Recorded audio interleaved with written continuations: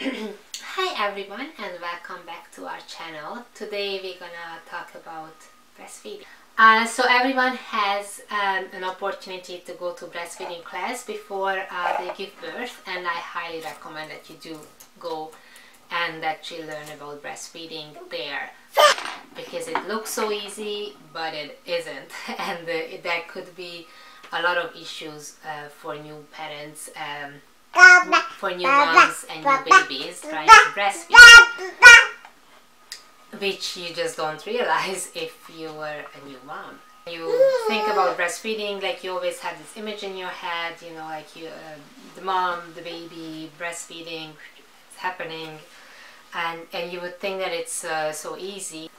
So you just think that it comes so natural, and it is just something that because it's so natural and as nature intended it to be, it's just gonna happen naturally and easily. And for lots of parents it does, and yay, good for them, but for a lot of mothers and babies there are issues. Anyways, in my case, I did have a lactation consultant in the hospital who helped me, and I also had other people who helped me, and then obviously I had the nurses there to help me, and I did need a lot of help. There are lots of things that affect your breast milk and your breastfeeding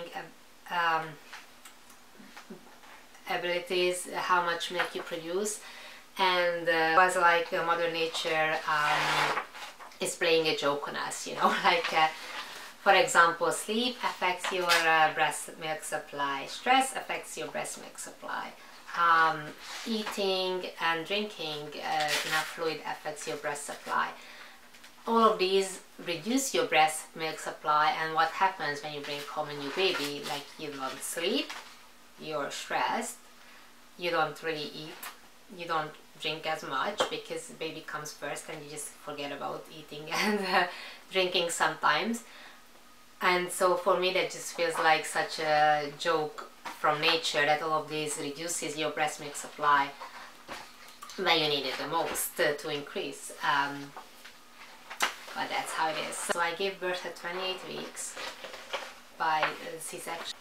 And one of the things that already gave me a hard start is that my glands, my milk glands and my breast didn't go through the last 3 months of growing.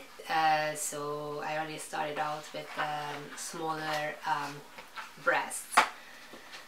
And then when you give birth to a normal baby, the ones that are not preterm, if you give birth naturally, even if you give birth during a C-section, they put the baby on you right away, and that helps you produce milk, like that helps with your milk coming in with the hormones.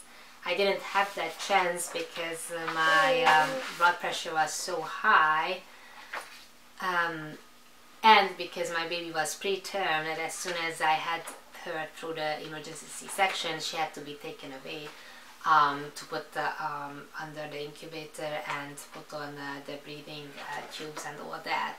And I had to be actually tied to a bed for 24 hours and on blood pressure medication, so I couldn't even go and visit her for 24 hours.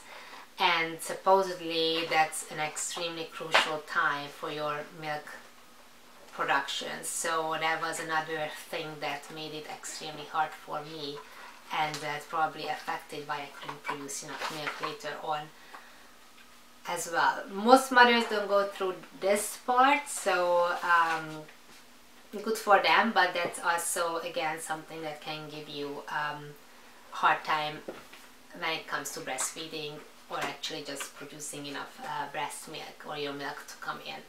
I could start pumping after the 24 hours. They didn't even let me start pumping before that because of my blood pressure. Again, they just didn't want me to go through anything that can increase my blood pressure.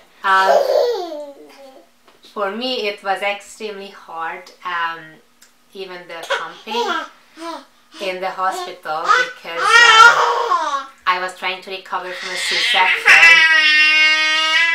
as well as from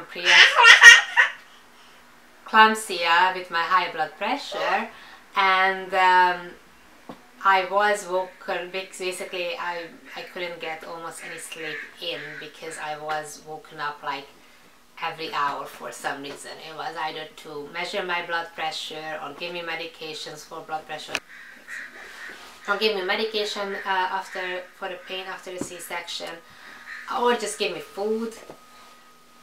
And then now it came the pumping every 3 hours I was told to do about 10-12 minutes of pumping.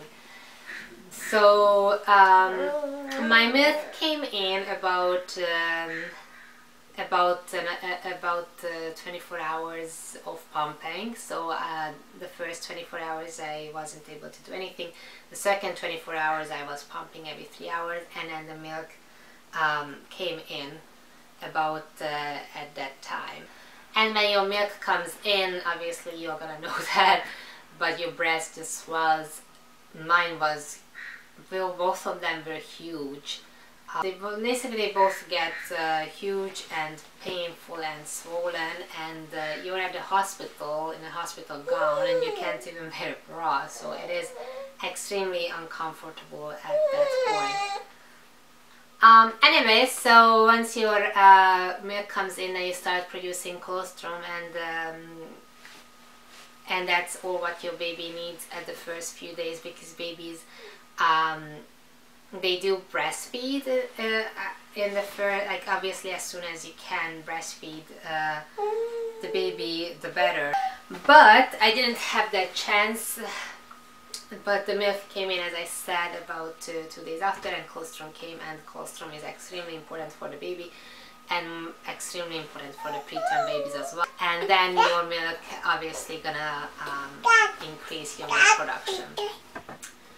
And so for the beginning, for the first few weeks, I went home from the hospital after 4 days, and then we had to buy a breast pump, obviously, so I can pump at home as well.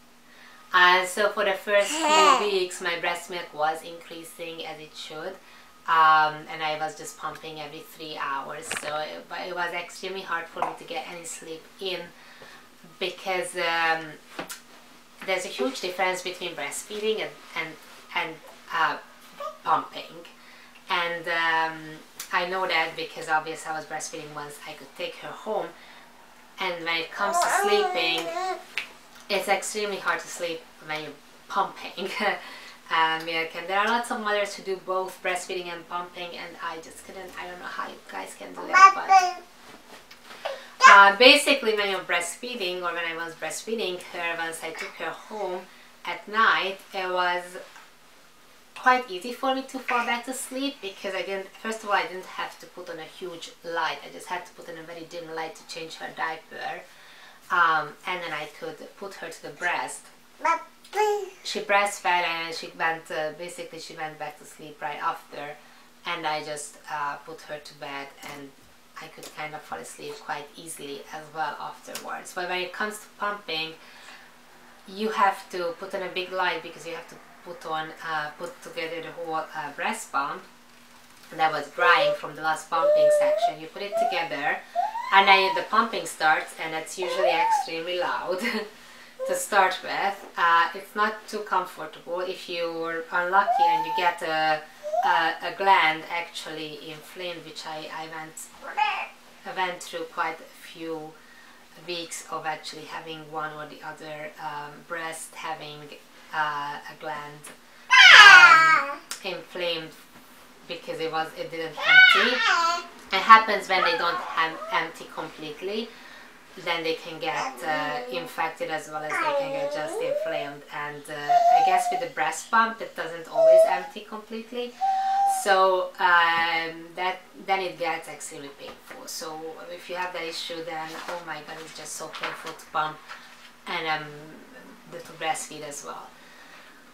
But I think the pumping is more painful, because I've done both, and I think pumping was more painful. So anyways, the pump is extremely noisy, and then you're completely up, and then for 10-15 minutes later on I was doing longer periods of pumping, because I was trying to increase the breast supply, and later on I was actually pumping every 2 hours. But the point is that then you're basically completely up and awake, and then you have to go and wash everything, the pump, and put it out to dry. So you go back to bed, try to go to sleep, and then you wake up the next in 2 or 3 hours again. And so the other disadvantage of having to pump breast milk is that you're kind of tied to, you know, where you are, because you have to pump every 3 or 2 hours, and it's pretty hard if you're not home. So if you go anywhere, you have to take your breast pump with you, and you have to pump. Like, I had times when I had to pump in the pickup truck, because you need an electrical outlet. For me, it was just the pumping for the first month, and I hated every single minute of it, every single minute.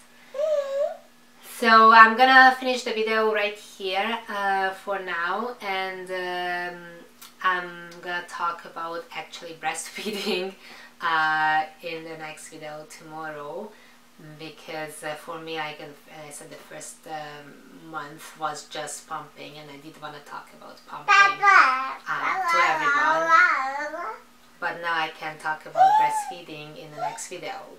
So see you in the next one.